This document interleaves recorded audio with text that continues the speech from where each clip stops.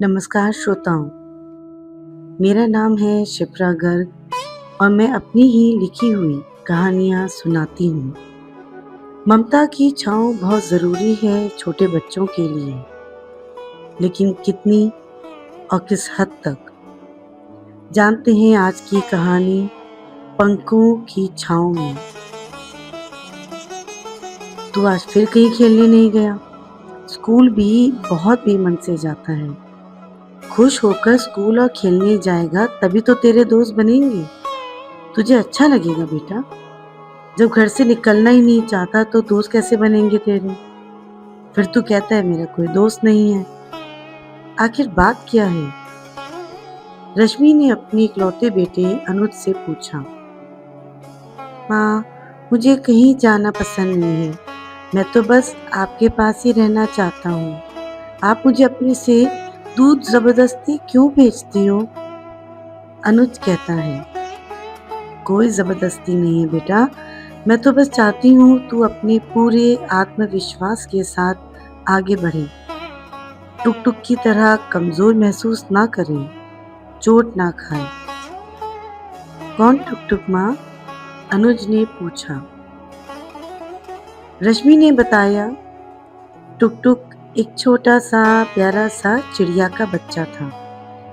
हिमाचल के जंगल में एक थोड़ा सा खुला मैदान था जहाँ कुछ पेड़ थे। उनमें से एक पेड़ पर रानी चिड़िया अपने परिवार के साथ रहती थी। रानी ने तिनकों से बहुत सुंदर और मजबूत घोंसला बनाया था। रेशम के तारों और फूलों से उसको खूब सजा कर रखती थी। उसका एक बेटा था टुक टुक। टुक टुक तुम्हारी तरह अकेला बच्चा था। रानी उसको बहुत प्यार करती थी। टुक टुक को आराम देने के लिए घोंसले के अंदर की तरफ ऊन के गुच्छे भी रखे थे उसने। सुबह की भोर के समय रानी और उसका पति खाना और तिनके लेने निकल जाते, तो टुक टुक आराम से घोंसले में पड़ा रहता। शाम को जब मम्मी पापा वापस आते तो उन्हीं के पास बैठा रहता और खाता पीता। अब टुक टुक बड़ा होने लगा था तो उसके मम्मी पापा ने तय किया कि अब दोनों में से कोई एक ना कोई घर पे रहेगा और टुक टुक को उड़ना सिखाएगा। ज्यादातर रानी ही घोंसले में रुकती। वह टुक टुक को उड़ने के लिए कहती, चल बेटा, ऐसे अपने पंख फैला और उड़ना सीखने की थोड़ी सी कोशिश कर। पर टुक टुक था कि रानी के पंखों के नीचे छिप जाता। उड़ने से बचने के लिए कभी पंख दर्द तो कभी पेट दर्द का बहाना बना देता। इसी कारण से वह नाक के बराबर ही उड़ना सीख पाया। बस ज्यादा से ज्यादा पंख फैलाकर घोंसले के पास ही उड़ पाता और उसमें भी कई बार रानी की मदद से ही घर वापस आ पाता। रानी पूरी कोशिश करती उसको समझाने की, पर टुक टुक था कि आराम से अपनी माँ के पंखों की छांव में रहना चाहता था। एक दिन हमेशा की तरह रानी और उसका पति सुबह सुबह तिनके और खाना लेने निकल पड़े।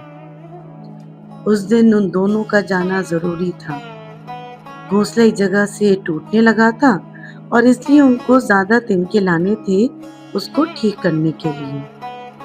बाकी साथ में खाना तो लाना ही था। वे टुक टुक को अच्छी तरह समझा कर गए, देखो बेटा, घर में ही रहना। अभी तुम्हें ठीक से उड़ना तो आता नहीं है। हमारे पीछे से जो पास के दोस्त हैं उनके साथ खेलने मत जाना। हम जल्दी वापस आ जाएंगे। माँ बाप के जाने के बाद क्या टुक टुक ने उनकी बात मानी और घर में रहा, या फिर उनकी बात ना मानकर वह कहीं बाहर निकल गया और उसके साथ कोई हादसा हुआ? क्या हुआ क्या नहीं, जानते हैं कहानी के दूसरे और आखिरी हिस्से में अगले शनिवार। कहानी पंखों की छाँव।